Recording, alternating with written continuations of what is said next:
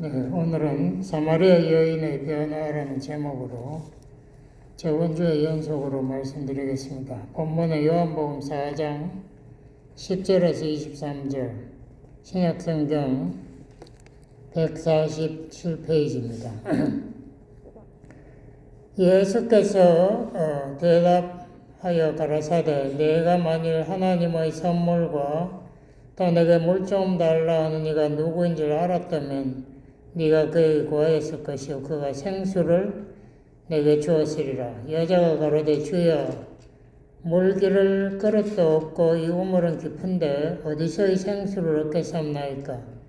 우리 조상 야곱이 이 우물을 우리에게 주었고 또 여기서 자기와 자기 아들들과 짐승이 다 먹었으니 당신이 야곱보다 크니까. 예수께서 대답하여 가라사대, 이 물을 먹는 자마다 다시 목마르니와 내가 주는 물을 먹는 자는 영원히 목마르지 아니하리니 나의 주는 물은 그 속에서 영생하도록 솟아나는 샘물이 되리라. 여자가 가로되 주여, 이런 물을 내게 주사 목마르지도 않고 또 여기 물길로 오지도 않게 하옵소서. 가라사대 가서 내 남편을 불러오라. 여자가 대답하여 가로되 난 남편이 없나이다.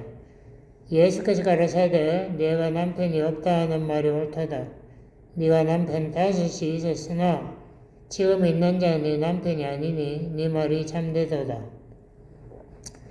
여자가 가로되 주여, 내가 보니 선지자로서이다. 우리 조상들은 이 산에서 예배하는데 당신들의 말은 예배할 곳이 예루살렘에 있다 하더이다.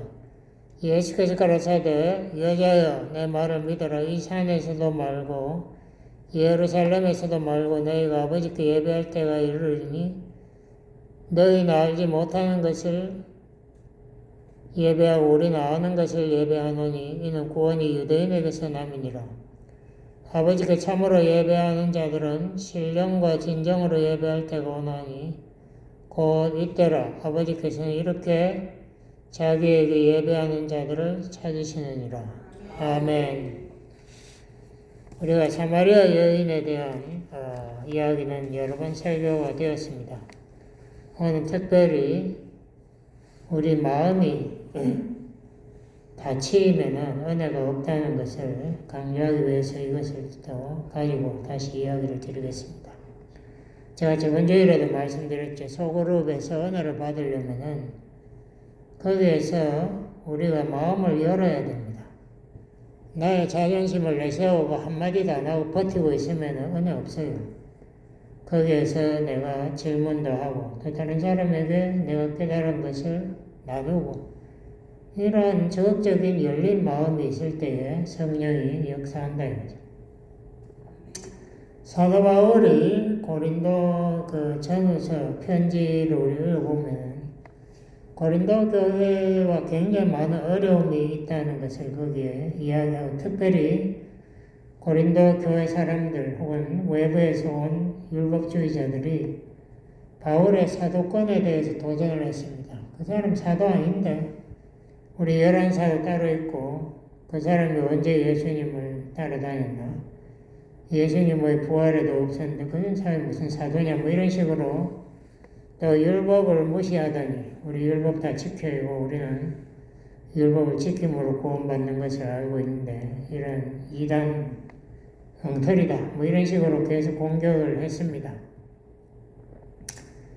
거기에 대해서 바울이 자기의 사도권에 대한 방어하면서 이야기한 걸 보면 첫 번째로 우리가 고린도후서 12장 같은 데 보면은 자기가 약할 때에 곧 하나님의 은혜로 강해진다. 이걸 고백했습니다.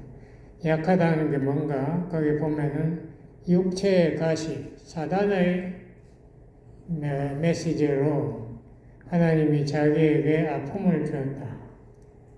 그것이 무엇인가? 여러 가지 사람들의 추측이 있는데 대부분 사람들은 그것이 눈병으로 이해할 것인데, 왜냐하면 갈라디아 4장 13절 이후에 보면은 자기의 어려움을 이야기하면서 너희들이 가능하면 너희들 눈알도 빼어서 나에게 주어질 것이다. 그런 말이 분명히 기록되어 있습니다. 그 말은 사도 바울의 눈에 문제가 있다는 것을 분명히 말하고 있는데 아마 예수님을 다메섹으로 가다가 만났을 때 환상에 만났을 때에 햇볕같이 밝은 그 예수님의 영광의 빛에 눈이 잠깐 멀은 적이 있습니다. 그때 아나니아가 기도함으로써 나았지만 그것이 후유증이 계속 있었다라고 학자들은 대부분 추측하고 있습니다. 또 거기에다가 바울의 이런 사도권의 도전에 대해서 바울이 가서 변명하려고 중간에 고린도 방문을 계획했다가 취소했습니다. 고린도후서 1장 2장에 보면 그 취소한 내용에 대해서 말하고 대신 디도를 보내었다 뭐 이런 이야기인데 이게 어디 사도면은 하나님 뜻에 의해서 움직이는데 어디 오겠다고 했다가 또 취소하고 이거 엉터리다 뭐 이런 식으로 또 바울을 공개했습니다. 바울은 거기에 가서 그 고린도 교인들을 야단치기를 원치 않았어요. 자기가 가서 그 사람들이 먼저 회개하고 그 사람들을 위로하기를 원했다. 뭐 이런 말이 고린도후서 1장에 나오거든요. 여러 가지 이유로 바울은 고린도 교인들에게 자기의 강한 면을 피하고 가급적이면 은혜스럽게 자기가 나타나기를 원했다. 그래서 고린도후서 12장에서 자기가 약할 때에 곧 강해진다. 이런 말도 하고 13장 4절에 보면은 예수님도 약해가지고 우리에게 약함으로 오셔서 직접 십자가의 처형을 당하셨다. 하나님의 뜻이 있으니까 당했지만은 그러니까 하나님께서 성령의 능력으로 강함으로 그에게 나타내서 그의 부활을 또한 성취하셨다. 뭐 이런 이야기도 나옵니다. 약하다는 게 약점이 어려운 이게 무슨 우리가 약하다는 그런 뜻보다도 하나님의 은혜를 받는 수단, 길이라는 이야기를 바울은 분명히 하고 있습니다. 소그룹에서도 우리가 왔을 때에 우리가 솔직하게 나의 약함, 문제, 아픔, 고통, 우리 집안에 이런 문제가 있어서 참 우리가 너무 힘들어요. 위에서 여러분의 기도를 부탁합니다. 혹은 여러분의 나의 고통을 해결할 방법의 충고를 기다리겠습니다. 뭐 이런 솔직한 마음을 여는 노력이 있을 때에 은혜가 있죠. 소그룹자도 수십 년 인도해봤지만은 거기서 아무 말도 안 하고 가만히 앉아있는 사람들에게 은혜 없습니다. 피곤해요. 앉아있으면. 제 혼자 있으면 계속 이야기하고 아무도 이야기를 안 하니까 질문을 해라도 안 하고 서로 나눌 이야기가 그렇게 없나 한마디도 안 해요. 그렇게 할 때 은혜가 없어요. 우리가 서로 아픔을 이야기할 때 그 아픔을 나도 느껴야 돼요. 나만 느낀다고 해서 끝나는 게 아닙니다. 내가 그 아픔을 내가 느낀다는 것을 그 고백한 사람에게 전달해야 돼요. 그래서 그 사람이 나의 아픔을 이 사람들도 같이 아파주는구나. 나의 아픔을 같이 느끼네. 거기에서 치료와 이 하나님의 성령의 역사가 시작되는 거예요. 거기서 서로 간에 아픔의 마음이 서로가 동병상련이라는 말도 있지 않습니까?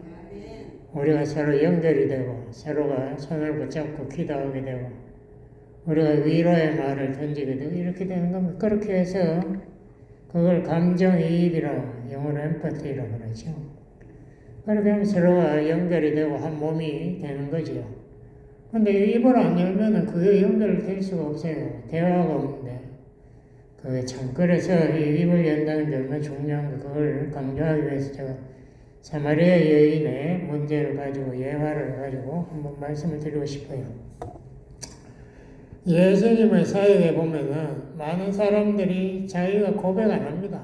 그 당시 사람들도 다 자존심이 있기 때문에 예를 들면 요한복음 8장에 보면 가늠하다가 현장에서 붙잡힌 여인이 끌려옵니다. 그러니까 유대인들이 그걸 끌고 와서 예수님한테 예수님은 화를 내요. 내가 지금 우리가 성경대로 모세의 율법대로 하면 이 여자를 돌로 쳐 죽여야 되는데 어떻게 할까요? 우리한테 당신이 선생이잖아요. 우리한테 가르쳐 달라고. 예수님이 못 죽여 이러면 로마 정권에 못 죽여 이러면 이제 이 제사장들한테 가서 고소하려고 저기 율법을 어겼다. 죽여라 그러면 로마 정권에 가서 고발하려고. 로마 정권이 유대인들에게 자유 집행권을 빼앗았습니다. 죽일 수 없어요. 아무튼 이러한 예수님을 시험 잡으려고 이거 그랬을 때 예수님이 그들에게 이렇게 대답했습니다. 참 명답인데요. 예수님의 이러한 답은 인간의 머리에서 나오죠. 죄 없는 자, 너희들 중에 죄 없는 자가 먼저 돌을 들어서 쳐라. 이건 아주 심오한 진리를 말하고 있습니다.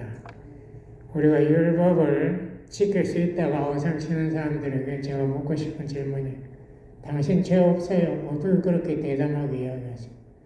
이 율법은 바울도 못 지킨다고 했는데 당신은 뭔데 당신이 지킬 수 있다고 주장하네. 우리가 율법을 제대로 알려면 그 율법을 지켜봐야 돼. 자기 양심적으로.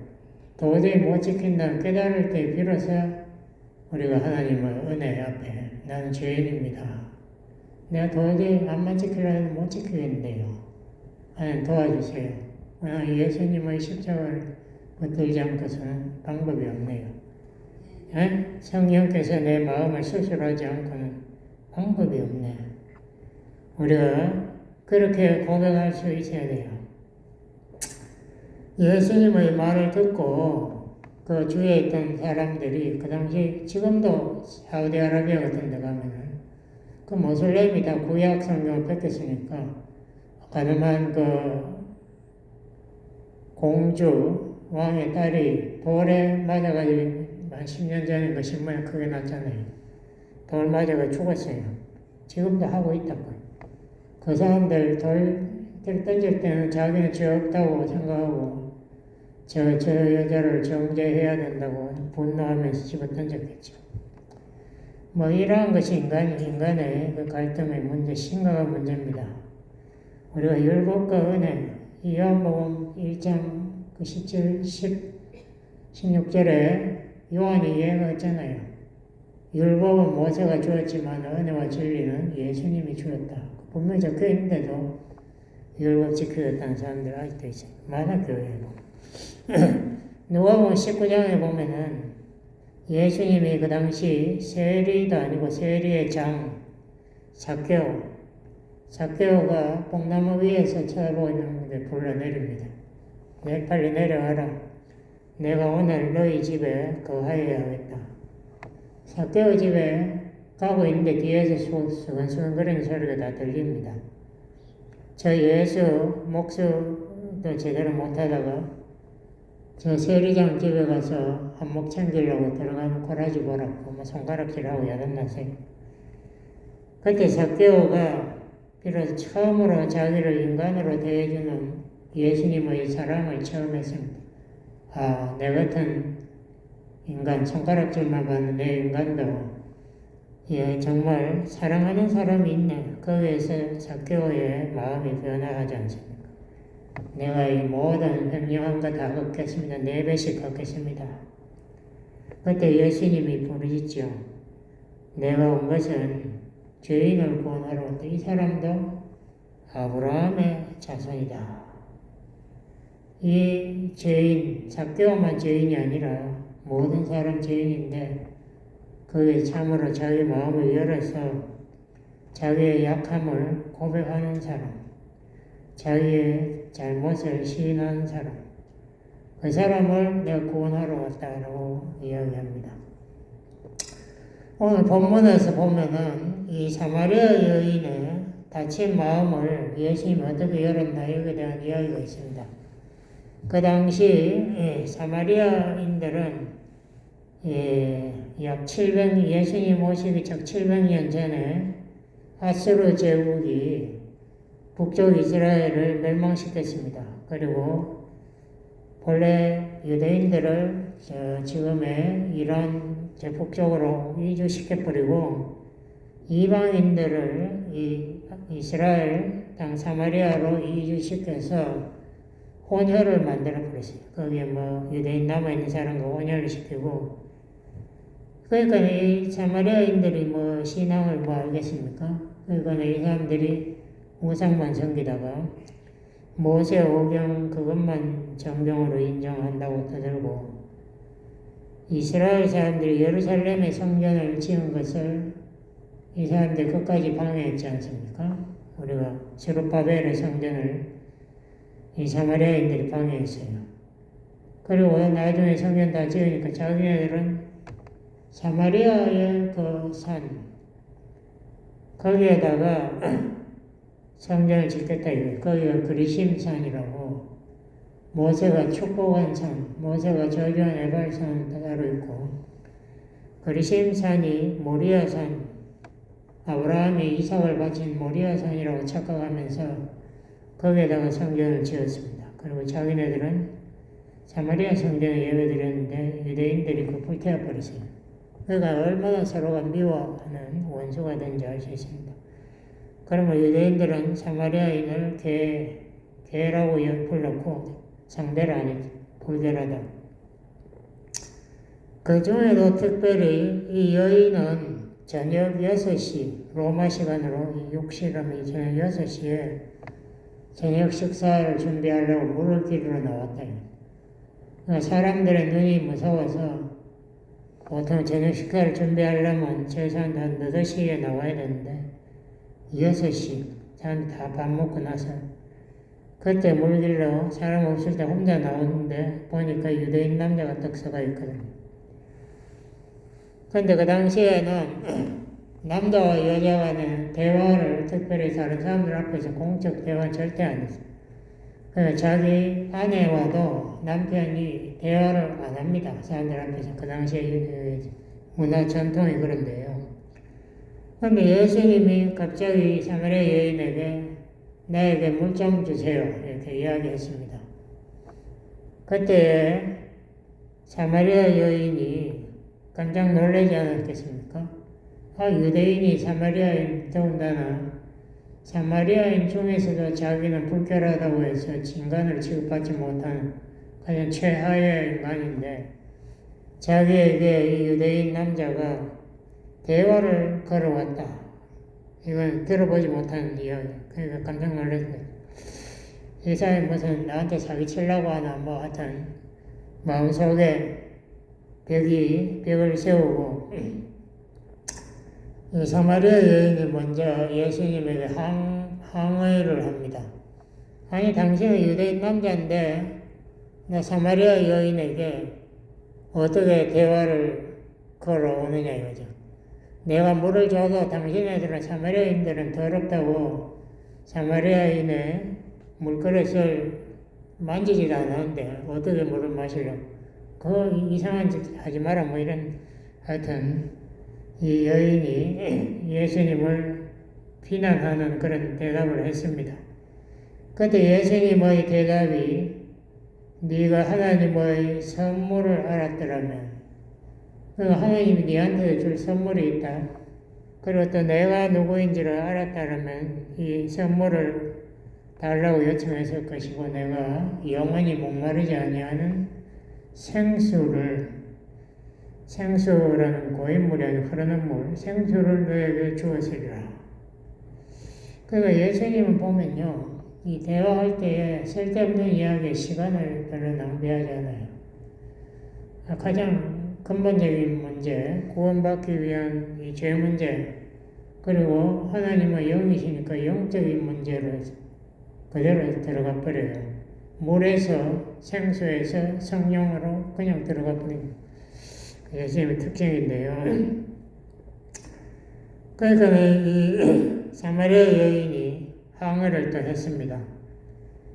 우리 조상, 우리 이스라엘의 직접 조상이 야곱 아닙니까? 야곱이 이름이 이스라엘로 바뀌었지만 그 야곱도 자기 우물을 파가지고 마셨고 또 우리에게 준 이 우물이 있는데 당신은 물그릇 그 물통함이도 없으면서 이 물을 어떻게 떠가지고 내한테 주겠다는 거냐?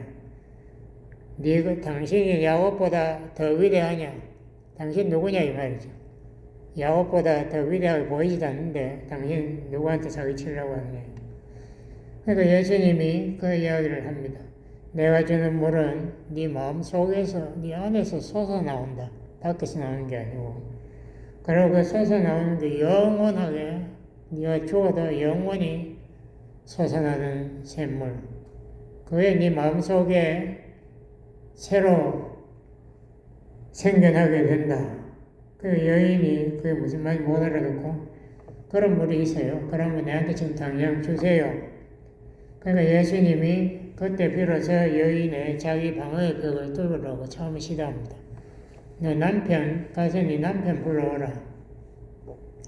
가만히 놔뒀으면 이 여인이 자기 문제를 절대 고백하지 않아요. 그러니까 예수님의 방법을 우리가 눈여겨봐야 됩니다. 사람들이 자기 문제를 이야기하기를 원치 않아요. 그걸 어떻게 하면 감추고 모른 척하고 나는 아무 문제 없어요. 나는 입 다물고 졸다가 갈 테니까 깨우지 말라는 식으로 딱 앉아있다. 가서 남편을 불러오라. 그래서 예수님이 이 여인의 죄책감을 깨닫게 하고 영혼의 갈증, 이 여인이 남편을 지금 6번째 남편 근데 남편과 살고 있는데 그게 행복이 없는 거예요. 왜 그렇게 남편을 가르치었는가? 남편에게서 자기네 행복을 추구했는데 그게 안 오니까 자꾸 가르쳐가지고 새로운 뭔가를 찾았는데 안 된다. 근데 이 예수님의 말에 여인이 자기 엉터리 남편을 데려오기엔 자기도 영심이 들렸는지 난 남편이 없어요 이렇게 고백했는데 그 말도 아주 묘한 대답입니다. 자기 남편이 없다가 아니고 자기가 5번씩 결혼 실패해서 6번째 살고 있기 때문에 예수님에게 도저히 데려올 사람이 안 되니까 못 데려오겠습니다. 솔직하게 고백한 게 아니고 그냥 남편이 없다. 이건 무슨 말이 내가 과부일 수도 있고 내가 결혼 못한 노처녀일 수도 있고 뭐 당신이 알아서 성심자하고 난 남편이 없으니까 못 데려오겠다. 이것도 자기의 문제를 아주 기술적으로 감추인 대답입니다. 아주 애매한 고백이라고 할 수 있죠. 근데 예수님이 18절에 보면 탁 그걸 지적해 버립니다.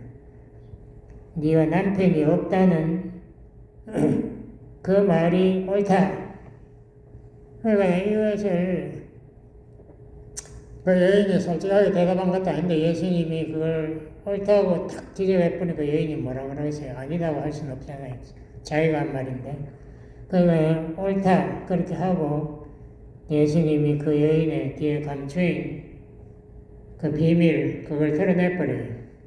네가 남편 5이 있었으나 지금 있는 6번째 자는 내 남편이 아니니 네 말이 옳도다. 예수님이 그 사람의 자존심 강무시해버리잖아요. 그걸 자꾸 봐주고 하면은 문제가 해결이 안 되니까. 거기에서 그 여인의 정말 아픈 그 생애 실패 그 역사를 한마디로 확 드러내버립니다. 너 이제 그 남편이라고 우상 추구 그만해라. 그걸로 네 행복 없다. 내게 그 우상을 포기할 때에 내가 진짜 생수를 너로 맛보게 해주겠다 이 말이죠. 그 여인이 그 말을 듣고 자기의 약점이 팍 찔렸으니까 당황했을 거 아니에요. 그러니까 자기의 어떤 자존심을 위해서 예수님에게 어떤 어려운 숙제를 하나 팍 던졌습니다. 그 당시에 겨울이 논쟁이 있었거든요. 유대인과 사마리아인 간에. 유대인은 예루살렘 성전, 이게 솔로몬이 지은 것이고, 여기에서 그게 모리아산, 아브라함이 이삭을 바친 그 장소니까 이게 진짜다. 여기서 예배드려야 된다. 신명기는 말하고 있다는데. 거기에 대해서 사마리아인은 그게 아니고 아브라함이 이삭을 바친 모리아산은 그리심산이다. 거기서 모세가 축복했다. 예? 신명기 그 끝에 보면 나오거든요. 이 율법을 지키면 너희들 복을 받는다고 그리심산 축복했다. 그러므로 그리심산의 성전에서 예배드려야 된다고 이 교리 논쟁을 벌이고 있었는데 여기에 대해서 당신 되게 똑똑하네요. 선지자인데 내한테 결론을 가르쳐 주세요. 당신 똑똑한 거 내가 평가하겠습니다. 이 말이거든요. 우리가 이 문제 혹은 아픔, 실패 이거 고백 안 하고 서로 같이 교회 한번 해봐야 교회 여러분들이 전혀 변하지 않아요. 그런 식으로 하면 우리가 서로 문제가 있으면은 솔직하게 이야기하고 내가 이거 한번 해도 안 되네요. 그럼 뭐 율법은 한번 지키려고 해도 못 지키겠는데 왜 그런가? 솔직하게 이야기한 한 사람도 내가 보지 못했어. 다른 교회도 마찬가지. 다 뭐 거룩만 찾고 있지. 자기가 거룩 안 하면서 거룩한 주일날 거룩한 성전에 나와서 거룩한 아버지 예배 나만 죄인이잖아. 근데 그 거룩한 하나님이 더러운 죄인의 기도를 들을까? 그게 솔직하게 고백을 해야지요. 나는 거룩하지 못해. 이사야 선지자도 고백했잖아요. 나는 입술이 더러운 죄인이 하나님, 거룩한 하나님 바신 난 죽어야 됩니다. 예, 우리가 이 문제를 고백하는 것, 그걸 벌레러블이라고. 벌레러블. 자기가 약점을 드러내고 문제를 사람들 앞에서 내어놓으면 창피당할 각오를 하고 있는 그게 벌레러블. 우리가 회개라는 게 이 벌레러블 하지 않고는 회개가 안 돼요. 자기 혼자서 뭐 비밀이 하나님하고 했다고 해서 그게 해결되는 게 아니에요. 대부분의 문제가 야고보서 5장 16절에 그랬잖아요. 너희가 서로 잘못된 것을 고백하라. 그래서 서로 치료되고 용서받기를 위해서 기도하라. 이 정말 고백이라는 것이 천주교가 이걸 아주 잘못했습니다. 이걸 신부에게 고백해야 된다. 이렇게 성경에 그런 말이 어디 신부 그 당시 신부도 없었는데 개신교는 목사한테만 고백하나? 목사한테 고백 안 하잖아. 대부분 문제 있어도 그냥 자기 집안의 비밀로 해가지고 사람들이 알까봐 무서워하더라고. 그렇게 하면 그게 치료가 되나요? 그렇게 해서 치료되지 않아요. 문제를 솔직하게 아픔을 이야기하고 같이 위에서 서로 간에 피차 고백하고 피차 위에서 기도하라고 성경 분명히 말하고 사도 바울도 자기 아픔을 고린도 전후서에서 솔직하게 다 이야기하지 않습니까? 고린도 교회의 문제도 거기에 적나라하게 다 이야기하고 자기 자신의 육체의 가시도 아픔도 이야기하고 예? 그렇게 하지만 또 그 가운데서 나는 더 큰 은혜 받았다. 내가 약하니까 더 강해지더라. 예? 하나님의 은혜가 그 안에서 더 크게 느껴지더라. 이 말까지 바울이 고린도후서 12장에 다 말하고 있어요. 우리 기독교의 정서는 거기에 있지. 내가 이 아무도 모른 척하면 거기에 있지 않아요. 그걸 위선이라고 자기 문제를 감춰버리고 서로 감추고 다른 사람을 공격합니다. 자기 눈에 대들보는 안 보이니까 다른 사람의 눈에 티끌 그거 꺼내겠다고 오상처. 예수님은 이 사마리아 여인에게 이 대답을 줍니다. 너 그리심산이 어떻고 예루살렘 성전이 어떻고 그게 중요한 게 아니다. 하나님은 그런 외형적인 것에 관심 있는 분이 아니라 하나님은 영이시다. 영이시기 때문에 뭐 너희들 장소 따지고 이런 것에 하나님 신경 쓰는 분이 아니다. 너희들의 마음을 청소하고 거기를 깨끗하게 하라 하나님이 들어오시도록. 그래서 제가 여러 번 말씀드렸지만 우리 한글 성경 신령과 4장 24절 신령과 진정으로 예배하라 이런 말이 어디서 나온지 모르겠어요. 제가 신령이라는 말 국어사전 찾아보니까 모든 거룩한 영들 복수로 득성하더라고. 그러니까 모든 산신령들 이런 뜻인 것 같아. 신령. 신령이라는 게 따로 있는지 그게 아니고 헬라어로 제가 몇 번 했죠. 포니마티는 성령. 거기 분명히 헬라어는 프로마티 성령 안에서 그리고 알레이세이아 그거는 진리 안에서 예배 드리라는 성령 안에서라는 것은 성령으로 거듭나야 예배가 가능한 거입니까? 그래야 영안이 뜨이고 하나님이 보이고 믿어지는 거죠. 진리 안에서 진리가 누구예요? 진리가 예수님이 자기가 진리라고 했잖아요. 내가 길이요 진리요 생명이다. 우리 예수님이 하나님의 말씀이고 진리를 선포하시는 분이고 진리로 사신 분이에요. 그 예수님을 믿고 예수님 안에서 예배 드리라는 그 너무나 상식적인 이야기인데 신령과 진정이라고 해석해버리면 무슨 말인지 아무도 못 알아들어요. 신령은 뭐고 진정은 또 뭐예요? 뭐가 진정으로 예배? 그게 아니고 예수님 안에서 예배하라 이 말입니다. 지금 예배할 때가 앞으로 메시아가 뭐고 어쩌고 할 필요 없다. 지금 네 눈앞에 내가 서 있으니까 지금 예배 드리라. 지금 네가 예수님을 메시아로 믿고 성령으로 거듭나서 지금 예배 드리라.